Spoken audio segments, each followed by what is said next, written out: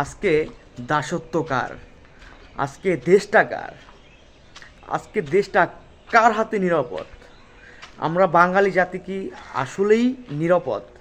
আমরা কিভাবে একাত্তরকে ভুলে যেতে পারি? একটা জেনারেশন গিয়ে একাত্তরকে ভুলে যাবে, সেই প্রচেষ্টা বাংলাদেশের মানুষ, কিছু মানুষ চালিয়ে যাইতেছে, এখনও সেটা চলমান। আপনি একাত্তরকে কিভাবে ভুলবেন আমাকে একটু বলেন তো। মানলাম 24 জুলাইতে আমরা আমাদের অনেক ভাই বোনের প্রাণ গেছে, সেটার জন্য আমাদের একটা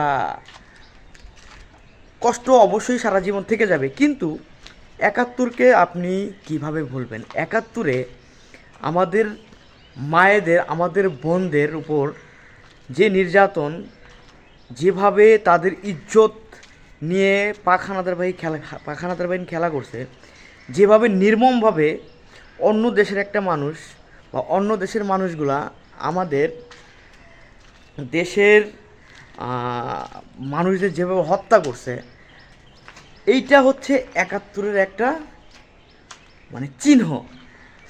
আপনি 24-এ আমাদের মা বোনের ধর্ষণ হয় নাই, 24-এ অন্য দেশ থেকে এসে আমাদের হত্যা করে নাই, 24-এ আমরা আমাদের নিজেদের হত্যা করছি। আমরা দেশটাকে একটা সুরক্ষা করার জন্য আমরা নিজেরা জীবন দিছি।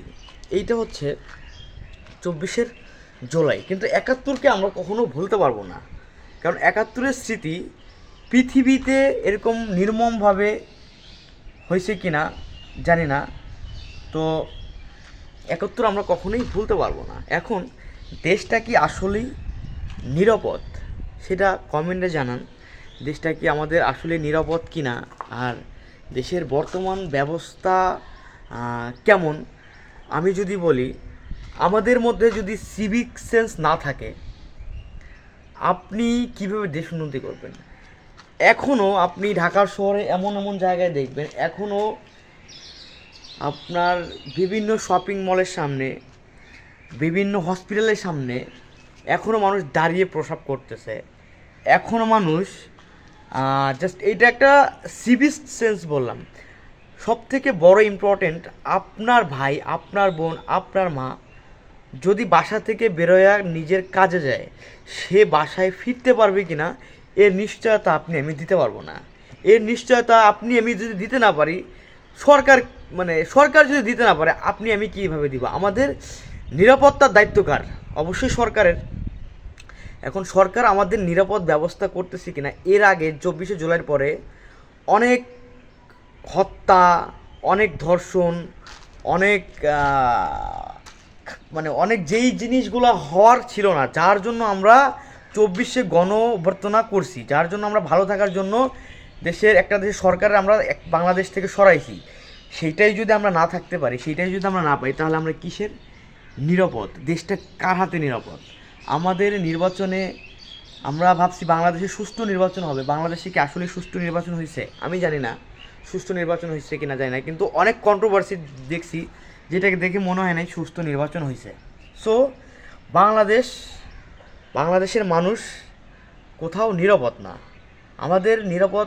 আমাদের দিতে হবে। সেই ক্ষেত্রে আমি আপনাদের একটা কথাই বলবো, জীবন আপনার, পরিবার আপনার, তাই নিরাপদ আপনাকেই দিতে হবে। বাংলাদেশ নিজেই নিরাপদ না, আপনাকে কি নিরাপদ দিবে? আমাদের বাংলাদেশের কিছু কিছু মানুষ ইন্ডিয়ার সাথে একটা যুদ্ধ করার জন্য প্রস্তুতি নিচ্ছে। ভাই, আমরা কি আসলে ইন্ডিয়ার সাথে পারবো?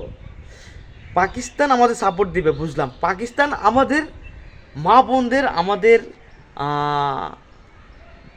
দেশের যে পরিস্থিতি করে গেছে, আমাদের দেশটা যা করছে, তারপরে পাকিস্তান আমাদের সাপোর্ট দিবে, আপনি কতটুকু আশা করেন? পাকিস্তান তো নিজেরাই নিজেদের দেশকে সেফ দিতে পারতেছে না, আপনাকে আমাকে কি সেফ দিবে? পারবে? এখন আমি ভারতের দালাল না। এখন আমার কথা হচ্ছে, ভারত বাংলাদেশ যদি যুদ্ধ লাগে, আমাদের সাধারণ মানুষগুলা ঠাঁই দেওয়ার জায়গা থাকবে না, আমাদের সাধারণ মানুষগুলা কষ্টের শেষ থাকবে না। যারা যুদ্ধ লাগাবে তারা দেখবেন ঠিকই অন্য দেশে গিয়ে পালাবে। আপনার আমার পলানোর জায়গা নাই, আপনার আমার দেশ এইটাই, আপনার আমার জায়গা এইটাই।